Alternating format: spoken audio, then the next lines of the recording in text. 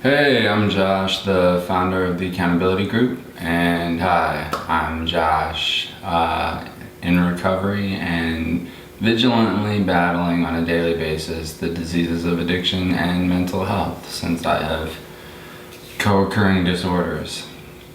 We're going to jump into the daily readings, but first, because of the direct messages and private messages and one-on-one interactions I've had through Messenger and through WhatsApp, I've received a large number. I was surprised of people who just wanted to talk and they actually just enjoy the founder's topic. Unfortunately, I haven't been able to get everybody to use the comment section and comment, but I think the founder's topic is something that, at least for the time being, since people like it, we'll do it because it gives, I guess, people a chance to get to know me a little bit better in terms of my experience, strength, and hope. And yeah, let's dig right into it. So today's founder's topic for August 28th, let me double check. Yes, for August 28th, because we're playing catch up, is comparing in versus comparing out. So, when I was in active addiction and very young and decided to come out in my 20s as an addict, and that there was just something off about the way that I think, that I kind of knew that, okay, I'm at least well aware that I suffer from various diseases of addiction, but there's also this thing where I see the world differently, I guess. I don't know, I guess everybody sees the world differently, but it was just weird how certain things for me clicked, which is why I guess in active addiction I was able to do certain things that I probably, looking back on it, definitely should not have been able to do or accomplish. But nonetheless, what I used to do, I still remember this to this day, because obviously it's really hard to forget your first, right? Your first anything. But yeah, so it was my first rehab. It was a 90-day rehab, and I remember for the first 82 days, I almost refused to ever say anything. My thing would be because I didn't want to admit that I was just one of the facets of who I was that I was an addict. So I would use a lot of qualifiers, and I would be like, I'm a chronic binge drinker who relapses in between my responsibilities. That's a whole mouthful just to be bro, let's be honest. And this is what one of my buddies, Matt, told me. He was just dude, just say you're an alcoholic, just say you're an addict. Why do you have to always say that? But that was literally what I would say. And then for the rest of my time there, I would just sit like this, with my arms crossed, lean back in my really, really uncomfortable plastic chair, because when I started out in my 20s, it was not very good state-run rehabs that I went to, and you basically, I don't know, I wouldn't say that they just babysat you. Some of them tried to get through, I guess. I wasn't ready, but I would just sit there and I would compare out, and I would say the worst stuff. I'm debating whether or not to even repeat some of it right now.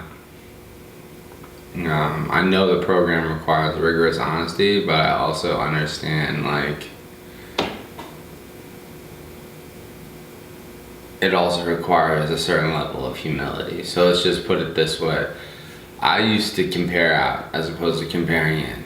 I used to sit here with my arms crossed, and in my head what my body would be doing and what I'd be thinking as people would talk. It would be like, well, I've never done that, I've never done that, I've never done that, I'm not like that person, I'm not like that person, didn't do this, da da da. Like I would point out all the differences, because it was easier for me to find the differences than it was for me to find the similarities. And I just sit like this the entire time.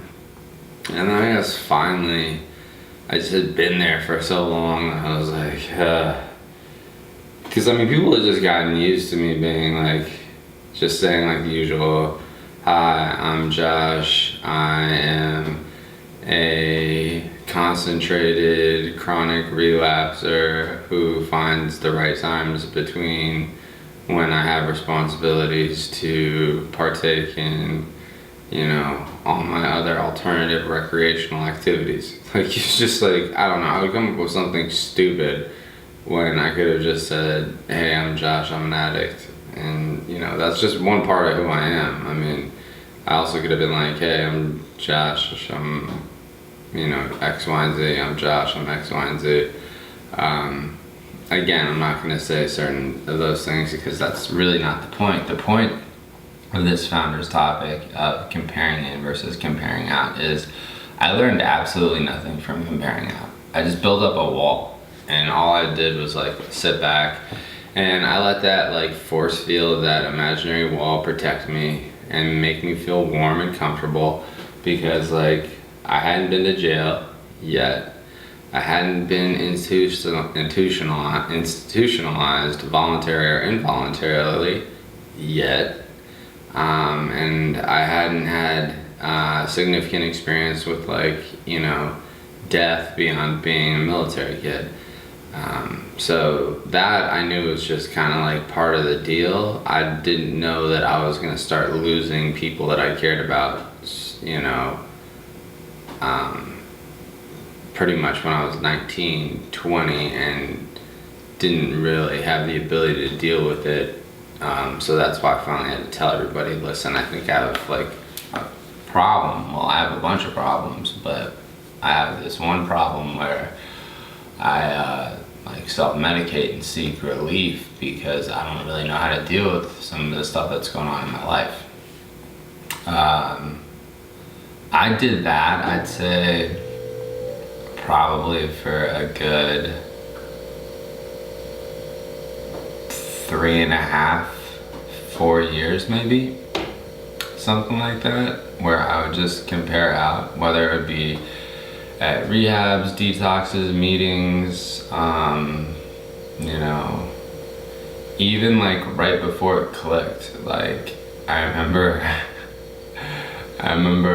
it was like, it was sad because it was like there were certain places where like there probably should have been like a plaque on my name at like one of the rooms in the hospitals or the detoxes or the rehabs eventually, where it was just like, this is Josh's room, like, welcome back. It's like, you know, we hate seeing you, but we're so glad to see you because, like, you know, you're alive and safe, and, you know, you're way different when you're like, you know, here for a while and like you get back on your feet than when you first come in. And I'm like, all right, I guess, I don't know.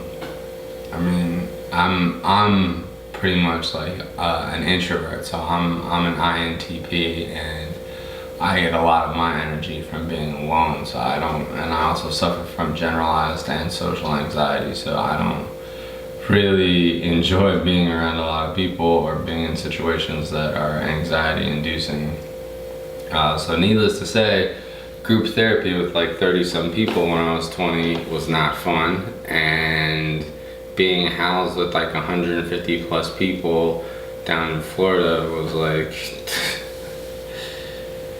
miserable. I mean, the only good part about it, I guess, is that I got to smoke Newports and like play spades, but I don't know. I think I was just too young. I wasn't ready. I was too arrogant and cocky, and all I did was compare out. And then that changed for me, and that's when I started gaining my strength and initially it was from the fellowship, but it was more so from, and I guess you would still call it the fellowship, but it was more so other people in the rehabs, both who had been to rehab multiple times, far more than me, although I eventually eclipsed them, and then people who hadn't been there that often kind of kicking me in the butt, you know, because every time I'd leave, like, people would like write letters, or like, it was kind of like signing yearbooks. It was really weird at some places, but they like, you know, say stuff about you or things like that, and then you get like a coin and all this other stuff, or you get a certificate, or I don't know, but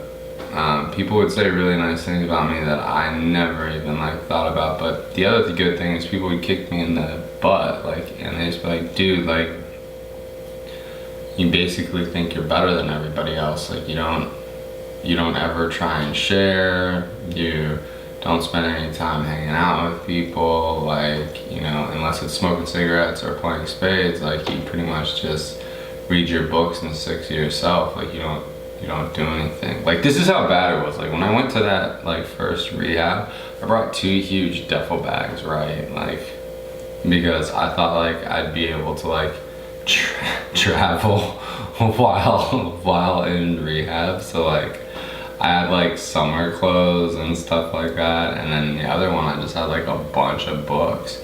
Because I'm a voracious reader and bibliophile, so I think I had like 40 some books. I read them all while I was there, and people were just shocked. They're like, okay, you've never been to rehab before. And I was like, why? And see, now I understand, because like my very last rehab years ago, all I took was a book bag.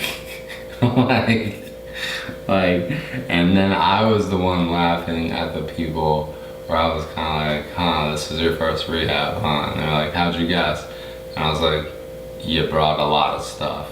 I was like literally what I'm wearing, pajama pants and this, like, you know, tag accountability group hoodie t-shirt is all you would need, and then just rock some slides, you know, and that was it. Like, I didn't need to get, this wasn't high school, I didn't need to get dressed every day, you know, I wasn't going to the beach, you know, I wasn't gonna go travel and see my family on weekends and have like 3-day weekends and have time off, you know, or get to enjoy the 4th of July, or nah, son, this is completely different. So by people being like honest with me and, you know, basically, excuse my language, putting their foot in my ass, it made me realize that, like, I needed to stop trying to find the differences in people, because it was so easy in comparing out and why I'm not like these people, to understanding that these are my people and that we are very similar, and that I should be comparing in and finding out the things that when they share resonate with me, because that's part of my story. And when that happened, then even though I still went to a bunch of detoxes and rehabs after, you know, because it didn't really click for me to have this intentional willingness until like 7 years ago. My life was a total train wreck for a while, over a decade. So like, yeah, anyway, the point is that comparing in as opposed to comparing out gained me a lot more insights into who I am, into who my brothers and sisters of the struggle are, and in terms of what people go through on a day-to-day basis, not just in terms of being in AA, NA, or whatever other 12-step program or diseases of addiction you're battling, but then also being a husband or a wife or a mother or a father or a brother or a sister, you know, or a niece or a nephew. You know, there was all of these different stories that I would hear and shares that I would hear, And I learned a lot of valuable lessons. You know, it's one of those things where it's like, if you're the smartest person in the room, you're in the wrong room. I can tell you right now, pretty much every meeting like that I go to, I'm probably the dumbest person in that room. Or at least that's how I look at it. Because now comparing in, I listen to something going like, huh, that's interesting. Huh, that's interesting. There'll at least be like 1, 2, maybe if I'm lucky and it's like a crazy meeting. Like, I don't know if any of you have ever been to that, where it's like a crazy good meeting. There'll be like 5 things where it's like ding, ding, ding, ding, ding, ding. Like just light bulbs going off left and right of like, holy shit. I do that, or I did that, or like I need to work on that. Yeah, so that's one of the things that I think I got a lot of strength from, not only all of those experiences in the bad parts of my life, but at that bridge as well, where like I was slowly coming around to the idea of having intentional willingness. I still didn't have it, but I was at least willing to like sit up in my chair. I was at least willing to share. I was at least willing to participate and share my knowledge and my experience. Not necessarily my strength and hope, because hey, if you're at a rehab or detox and you're in one of these chairs, you're all equal. You're all on the same playing field. Like, it doesn't matter like what degrees, titles, or anything you walked in there with. Leave that shit at the door. Like, you're coming in there, they're taking all your stuff, and you've got nothing except for what's in between your ears, and then your ability to interact with people. So anyway, that's the strength that I gained, not only from detoxes and rehabs, but from the early fellowships. Even though I didn't know they were fellowships, were the people that genuinely cared about me, and cared about me enough to tell me the truth and be like, hey, yo, you're an arrogant asshole, like, you know, you're aloof, like, you're condescending, you're da-da-da, and I'm like, damn, okay, that. And see, I'm like an empiricist, so like I'm an empirical leaning cognitive behavioral scientist. Like, if there's enough data points, then, you know, over the course of time, like, you have like these descriptive analysis that you do in analytics, where you like see all these data points and you're like, okay, shoot, y'all are probably right. And it's not even a probability that they were right. That I just didn't want to be who I was, so I didn't want to relate to who was in those rooms with me. But then I realized that the only way for me to get healthy was to understand myself and to compare in, and in doing so, by comparing in, I was able to realize that I wasn't alone, that my story wasn't terminally unique. I was not like a snowflake and the only one who had ever gone through these types of problems. So for me, that was my strength, and that's my hope for you, is that you're able to find ways throughout the day, whether it be at meetings or just in life, to compare in, to employ some compassion and empathy, to understand that you never really know what has happened in that person's day before you started interacting with them, and you don't know what's going to happen in their day after you interact with them. But if your interactions with them are you comparing in and you providing a positive energy and positive vibe, then maybe that has a ripple effect, and they, you know, carry on that positive energy and they pass it along to the next person that they're talking to. So for me, that's kind of like my hope for all of you, is that you have the opportunity to see that distinction between comparing in and comparing out. So with that, please subscribe to this YouTube channel, watch our videos, and like our videos if you like them. Leave comments in the comment section, please, please, please. If you're a newcomer, talk about what you're going through, your experiences. If you're dealing with post-acute withdrawal, what to do in the early stages, ask for advice.